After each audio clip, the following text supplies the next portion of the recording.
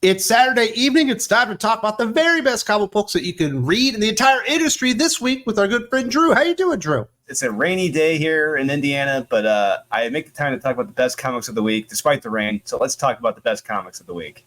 Before that, we do need to talk about something that's a bit of an oddity. We've got this Blood Hunt event. It's 60 issues in total. Jed McKay is supposed to be a superstar at Marvel Comics, writing X-Men coming up. Right now, he's writing Avengers. And I don't understand why Blood Hunt is even an event. I don't even understand why Blood Hunt would be an Avengers story. There's literally nothing going on here. It's just a series of what I believe Jed McKay thinks are big ideas that are not really even interconnected at this point. They're just happening. A great comparison of this event would be to how to do it correctly and how to do it incorrectly would be Mark Millar's Big Game. That was an event how you do it correctly. You put our heroes, if not the whole world, in an impossible situation. You take major players off the board from the get-go, and you're left wondering what the hell is going to happen. And you keep thinking that in each subsequent issue. Unfortunately, from the get-go from Blood Hunt, I never once have felt that our heroes were any danger despite Thor being impaled, but somehow he's miraculously back after this issue. Don't know how. I never felt any impending doom or danger from this series. It was just a nothing burger. And Jed McKay is just awful when it comes to coming up with names for his concepts. We've got the first Temple of Blasphemy or something like that, or the Temple of the First Blasphemy, whatever the hell it is from ancient Atlantis. Somehow it's just residing in New York City. And there's an attempt, I guess, on Blade's life, but he's not even Blade. He's Varney now. And apparently you just had to remove a single spike from Thor, and he would just get his hammer back and be full powered, and the entire Avengers crew was there. Where have they been? How did they get there? What are the Blood Coven even doing? Are they just cannon fodder? They debuted them, and they were supposed to be a big deal. They're absolutely nothing. We've already seen them run through a couple of times now. But I'm willing to bet you he just had an idea for some characters and didn't have anything more. Because these characters, they look cool. Some of them do look cool. I'll give them that. But they've amounted to nothing. And honestly, the last great villainous characters I would say that Marvel had created were the ones Jonathan Hickman had. Thanos was bad guys. Those were probably the last true great bad guys created who we felt, a legitimate threat from. But these, no, easily defeated. In what, the second issue? The third issue? Unfortunately, Jed McKay, he failed at this. And I really hope this gets to him, that he's told, hey, dude, you failed here. This was not a good event. This was not an event. This is just an idea, a half-ass idea. There's one thing that happens in Blood Hunt number 4 that came out this week, and it's where basically Dr. Doom is blackmailing Doctor Strange into making him the Sorcerer Supreme, or he's not going to help him, which is a cool event. That's something cool, that's intriguing, that's something to build on, and certainly that's something that's been hinted at, in the past, even by McKay himself. But it falls so flat because everything around it just sucks. Yes, that is the one positive I'll give Jed McKay here, how he wrote Dr. Doom in this. However, I would think it would have benefited to bring in this element in probably the second issue. You think these vampires are the big threat. Oh, no. You think Dr. Doom's going to help. Oh, no. Dr. Doom winds up being the big threat by the end of this event, even though we think he's going to come in and save the day or whatever. But no, that doesn't even happen. And this is too little too late. This should have happened much sooner. I really think what Jed McKay is more interested in is what's going to happen after Blood Hunt with his own Dr. Doom Sorcerer Supreme series that's going to be coming. I don't know that I'm disappointed because I didn't expect much, but I certainly expected more than this. Now let's get into the stuff that's actually good. We've got a lot of good indie stuff out there, a couple of Marvel books and one DC book. First up, Rook Exodus number 3, Jeff Johns, Jason Fabok on this one. This is my favorite new book out of the Ghost Machine series, and it just gets better and better. I've been wanting to see what all the other wardens look like and what their helmets are and what animals they controlled. And we get a whole lot of that. It looks so awesome because it's Jason Fabok. And I'm so glad that they didn't make me wait like another 6 issues before actually showing me all this stuff. It just looks completely badass. They're really developing this Ursaw bear warden character that's going in to take them out. And then I saw enormous turtles with cannons and lasers mounted on their backs, which is definitely bonus points for everybody involved. As soon as you said that, I just started laughing because I'm picturing the pages right here in my head. I love it. This issue isn't as action-packed. This is world building in this issue. Like you said, we're getting the other wardens in this, and they all look so damn cool. Especially the one who he looks like a samurai warrior. I think he's handling like the forget what creatures he's handling. It's like, I'm not sure if it's the wolves or whatever, but like he looks awesome. And the one who's handling the arachnids and the spiders, I can't wait to see what happens with that. But I guarantee you the next issue, it is going to be wall-to-wall action in that. I can't wait. But yeah, it's beautiful. It's well told. Great characters. It's a great world. If you love creativity in comic books, this is going to bring it out in you. You know, it's going to bring out the inner kid in you. Do check out Rook. It's amazing. Absolutely. All the Ghost Machine stuff has really been great. Rook Exodus stands out as one of my favorite series of the year so far. There's another book over there, Redcoat #3, Jeff Johns writing, Brian Hitch on art. Technically, this comic was supposed to come out last week, but it didn't get to all stores, so they held back a week. So we held back a week. Really enjoying Redcoat. I enjoy the character more every single issue, Simon Pure. And here we learned that he does not like George Washington, that maybe he wasn't quite the honest broker that we're made to believe in the old tales, fairy tales, maybe even at this point, according to Simon Pure. Benedict Arnold also doesn't like him. And there is a story to this axe that hit Simon Pure that's actually hurt him or whatever. Thankfully, Albert Einstein is there to save the day and actually open up some doors into the possibilities of what's actually going on here. A lot of fun stuff there and lots of jokes at Einstein's expense because his English is so poor. But I had a lot of fun with this one. Not quite as good, in my opinion, as Rook Exodus, but certainly right up there. I had a blast in issue 3 because I love tall tales. I love mythology, American mythology. What he brings in here, just the urban legends, legends from American folklore, whether it's the axe that chopping down the cherry tree, maybe that event wasn't as truthful as it was. I love it. When they discover the secret chamber in Benedict Arnold's mansion, all these different items and statues and people from the past, the inner kid in me starts coming up with all these different names and ideas that I remember when I was a kid. Like that looked like Paul Bunyan in that room. There's also another tall tale from a certain Johnny Appleseed. And I love this stuff because what this is introducing is so much other elements in American history that we could be getting into. We could be getting the Pecos Bill, could be getting into John Henry. All these great ideas and tall tales from the past could be showing up in this series. And that is phenomenal. That is fantastic. I really hope we explore a lot of these characters and concepts in Redcoat because this was fantastic. This was a very fun, kinetic, action-packed read, and I cannot wait to see what happens next. And because it looks like by the end of this issue, Redcoat he's in a little bit of trouble. He's definitely in a lot of trouble. Things are not looking his way. If you haven't read the 3rd issue, definitely check that one out, as well as Rook Exodus. We've also got The Sacrificers #9, Rick Remender writing, Max Sumara on art. We've seen what the gods are doing to the sacrificers and the young people that are being offered to them, not really appreciating them, using them, basically devouring their souls and all this stuff. One has escaped. He finally took out his wrath on somebody of his world. The last issue, in this issue, he decides to take out his own personal wrath on the gods themselves.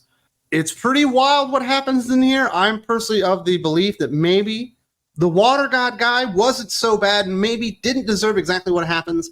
I'm still going to give this one a hot, but if Pigeon goes down this path to becoming the ultimate villain, I don't know that I'm going to be sticking with Sacrificers that much longer, but right now it's intriguing. Honestly, I'm going to give Rick Remender a lot of leeway on this because I don't think he's going to let Pigeon go down that path at the end because we have seen a great arc in this character of Pigeon from where he was to where he is now. And I really think he will pull that back. Rick is a smart guy, and I really don't think he'll let that character become the eventual evil bad guy. Because I think if he does that, Wes, you're right. I think he's going to turn off a lot of readers and a lot of followers in this series because we don't want that in this character. This character is at a turning point. He's in a dark point. He's gotten power, and he's angry. And he wants revenge, for what happened. We see what he's capable of doing, and it is graphic, it's brutal, it's insane, it's intense. And I'm going with this character, Pigeon, and I'm going with Rick Remender down this journey because I trust him, and I really expect a solid ending from this series. Do read this series, guys. If you haven't read Sacrificers, fix yourself. This is going to change your life. Read this book. It's amazing. Very, very good stuff. Always like Rick Remender when he's on his A game. Hopefully it doesn't get too dark and go down that path too far. Yeah. Next up, we do have Void Rivals #10, Robert Kirkman writing, Lorenzo Di Felici on art. We got that first cameo with Jetfire early on in the series. And now we've got Springer. He's in the Badlands on that planet where these two have escaped. Nobody wants them to be together. We can see the conniving nature of the two leaders of the tribes or the planets or whatever you want, trying to keep these two people apart. And finally, Springer takes him down to his laboratory, does a little bit of work, And it seems like they might have some lineage or some origins within Cybertron itself. And they are linked to each other throughout time and all that kind of stuff. We're exploring those things as things go from bad to worse, but really enjoying the way that they're weaving in that Transformer lore and that Cybertron lore into these characters. And you're starting to really understand why this is part of Energon. I do remember how when the series started off, I was theorizing when this took place in the timeline. I'm really thinking maybe this does take place in the current continuity. But yeah, it's very interesting getting into the mythology of everything, how they're more or less just all connected. And I really hope there's a good payoff. But hey, it's Robert Kirkman. He's a talented writer. And I do think he will pay this off. And the art in this is beautiful. I don't think Springer's ever looked this damn good in comics before. He looks amazing. And so does Jetfire and from the previous issues. I can't wait to see what happens next, because what happens next by the end of this issue doesn't look too good. Looks like they're in a heap of trouble. The weirdest thing just happened. We were recording with Drew, and he had some technical difficulties, and he's disappeared. So I will try and keep the show afloat while we wait for him to come back, or possibly not even come back. But the show must go on, people. Moving on to Nottingham, number 13, Mad Cave. David is on writing, Shane Connery-Volk on art. This is the third volume of Nottingham. Really enjoying this story. And now the tables have turned. Robin of Locksley, Robin Hood, is no longer the outlaw. He's the guy siding with King Richard. And we have the Sheriff of Nottingham himself, who was trying to stop Robin Hood and his merry band of men and all that kind of stuff. Now he's the outlaw, trying to hold down Nottingham as King Richard and Robin of Locksley are trying to lay siege to the city. They try to fool them and kind of outfox them, basically stating, hey, you send down a warrior, a champion for you. We'll put out our champion, Robin of Locksley, Robin Hood himself. They'll fight to the death. If our champion wins, we get to come into the city. And if your champion wins, we will walk away. Unfortunately, they might not honor the deal. And we've got lots of things going on behind the scenes, whether it be the Sheriff of Nottingham trying to make some back alley deals with Maid Marian and all these kinds of things, as the city of Nottingham literally is falling apart while King Richard is trying to lay siege to it. This is probably the darkest hour for the city, the castle, the town of Nottingham. But hey, the sheriff, he says he'll make a deal with them. Someone does win, but it may not go according to plan, and someone may alter the deal by the end of that fight. But it's a great, beautifully illustrated fight by Shane Connery-Volk. He does an amazing job. There's a great speech by the sheriff at the end of this issue, trying to get people together. It's like, hey, I know we all flipping hate each other. I know I hate you. I know you hate me. I know we all hate each other. But we got to save Nottingham now, or else it is gone. So hopefully they're all able to work together just one day, just one day, one time to save the city from King Richard and Robin Hood. But we'll see what happens. It's a great, fantastic issue. Desperate people, desperate times, desperate measures. If you have not been reading Nottingham, I don't know what's wrong with you. This is arguably one of the best series in comic books right now. This is an amazing read, and we're getting close to the end. Do check this out, guys. As far as original takes on the Robin Hood tales and all that kind of stuff and lore mythology, it's almost up there with Robin Hood on Canadian television. It's almost that good. Next up, final indie recommendation, TMNT Saturday Morning Adventures, number 14, Eric Burnham writing, Sarah Meyer on art.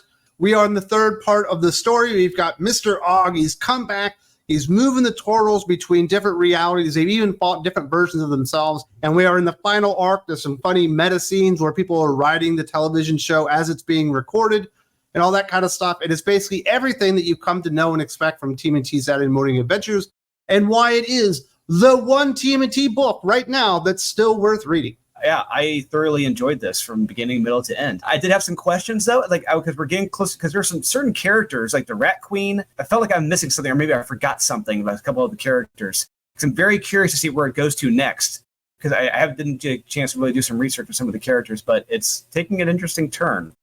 Yeah, do check this out, guys. It's a very, very fun read. It is fun for all ages.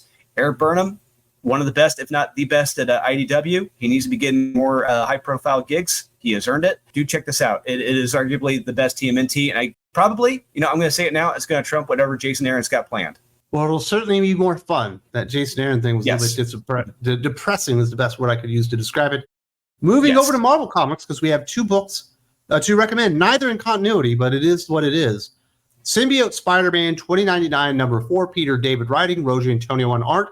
The penultimate issue of Symbiote Spider-Man 2099. And this thing is just a lot of fun. You've got Spider-Man 2099, Venom 2099, finding out that they're half brothers. and just going ape on the entire town. They try to murder the Vulture, and somebody does try to intervene and stuff. But we see Miguel O'Hara kind of giving in to the worst instincts that he has as he's being kind of, I wouldn't say consumed, but certainly changed by this symbiote that he has. But there is a little piece of Miguel that still wants to be a hero. They send his brother in there to intervene and bring him back from the brink. And we get a pretty big moment in here. This thing has been a lot of fun, and Peter David has still got it. I will say one of the very few people next to David Michelini who understands the symbiote, the cost, the psychological cost of having a symbiote, how it can take you over, because it seems like in the main continuity, no one gives a shit really about what the symbiote does. It's just, hey, I got a symbiote now, blah, blah, blah. But no, he shows there's a cost to it. And I do enjoy that. I thoroughly enjoy that. And it's great seeing what the character Miguel has to deal with. And I do love seeing Doom 2099 in this. I got to spoil it. I'm sorry. Doom 2099, arguably the best title from the 2099 line. It's great seeing him here, how he's talking to Miguel's brother. Anytime he's on screen, anytime Peter David's writing his dialogue, it's fun. I'm grinning from ear to ear. The action's solid. The art isn't exactly the best at points, but it's still good. I'm still going to recommend this. It's the best 2099 stuff we've gotten in decades. It's better than anything Steve Orlando did. Do check this out, guys. And you're helping out Peter David by reading this. Absolutely. That one's a whole lot of fun, and basically all the good stuff happening in Marvel is out of continuity, so we got to hit up Wolverine, Madripoor Nights #5, Chris Claremont writing, Edgar Salazar on art. Really enjoyed this one basically from beginning to end. Probably the best Chris Claremont story that he's done, in my opinion, maybe over a decade, 15 years, something like that. But we have Wolverine, we've got Cap, and we've got Black Widow, all being taken over by this demon during this eclipse or whatever. And we get some really great action scene. Wolverine might get brought down to his bones at one point. He's burnt so badly. And all this crazy stuff happening. But finally, they get the Jonin down there, and they make a deal with them to where they remove the demons. And obviously, the good guys save the day in the end. Definitely looking forward to this next miniseries from Chris Claremont and Edgar Salazar. Had a lot of fun with this entire miniseries. Just really good stuff. Yeah, and I agree with you with what you said about Chris Claremont. I'll echo that because I was really going back through my memory Rolodex, like everything he's done in the past decade or so. And a lot of it really has not been at Chris Claremont level, what we expect. And yeah, this has been really solid, really action-packed. He's got a great art team on this. The art is fantastic. Anytime we get to see Wolverine down to his adamantium, I love it. You know, give me more of that. That's fantastic. And getting to see Captain America and Black Widow in action as they're trying to overcome these inner demons, you know, trying to get back to who they were. I love stories like that. It's fantastic. It's great stuff. Chris Claremont understands storytelling just like Peter David does. Where it ends, I want more. I want more of this. I want more of this Chris Claremont. I don't want the X-Men Black Chris Claremont. This guy gets it. And I really hope we do get to see more of him in the future, because I really hope Marvel and the fans do come to recognize that a lot of, like you said, Wes, the best stories right now at Marvel are out of continuity. A lot of the guys who are at the main continuity just don't understand it. I don't know what the disconnect is. Maybe it's just the years of experience. It is quite the anomaly going over at Marvel Comics, but it sounds like we are getting another classic writer on Spider-Man, which we'll be talking about tomorrow with our good friend Doc. Final recommendation, the one book from DC, Superman 15, Josh Williamson writing, Rafa Sandoval on art. We got the 5th and 6th chapters of House of Brainiac this week, one in Action Comics, one in Superman 15. I can't, in good conscience, recommend Action Comics because the way that the Brainiac Queen is defeated is so underwhelming and stupid, it almost ruins the entire book. Thankfully, I don't hold that against Superman 15. I think this is probably the best Josh Williamson has ever nailed the landing on a DC story that was supposed to be big. It actually nails it pretty damn well. We get lots of good fights between different Brainiacs and Superman family members. We get some great stuff from Lobo, although I thought he was better in Action Comics than he was in Superman here. And we get some pretty significant fallout on Lex Luthor himself after he kind of saves the day.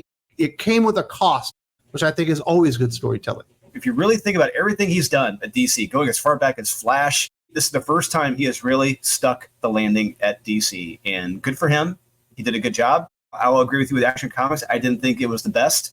I couldn't recommend it either. Regardless, the art is beautiful. The action is amazing. We do know where it's going to next, unfortunately, which I don't know if I'll be checking out, because I did read the Ground Zero issue this week, and it was terrible. At least for this event, House of Brainiac, it did come to a solid conclusion. I will give Josh Williamson, all the credit in the world. He did a good job with this. Yeah, so it was a pretty darn good week all around when we could recommend 9 comic books in total. I'll call that a victory. So we had a lot of fun. We got the end of House of Brainiac. Now we're going into Absolute Power. We're almost at the end of Blood Hunt, whatever. I guess we're going into Venom War because Marvel's always got to have an event. It's a little bit ridiculous, but really, the indie scene is the only thing that makes comic books bearable in 2024. Literally. Yeah, I completely agree. And honestly, if people watching right now, if you're only reading the main two, I don't understand why you're not reading these indies. These indies are literally the best in the business right now. Some of the best creators, and they're telling some of the best stories. Do branch out. Do check out the indies, guys. Definitely. If you're interested in more comic book reviews, whether they be good, bad, somewhere in between, we have a longer version of this called the Hot or Not Podcast. That's over on Thinking Critical Patreon, but it's about 2.5 hours long, too long for YouTube. If you haven't checked that out and you're interested in seeing what we got over there with Jim from Weird Science, we do have a free trial going on right now. There's a link in the video description, and I hope to see you over there.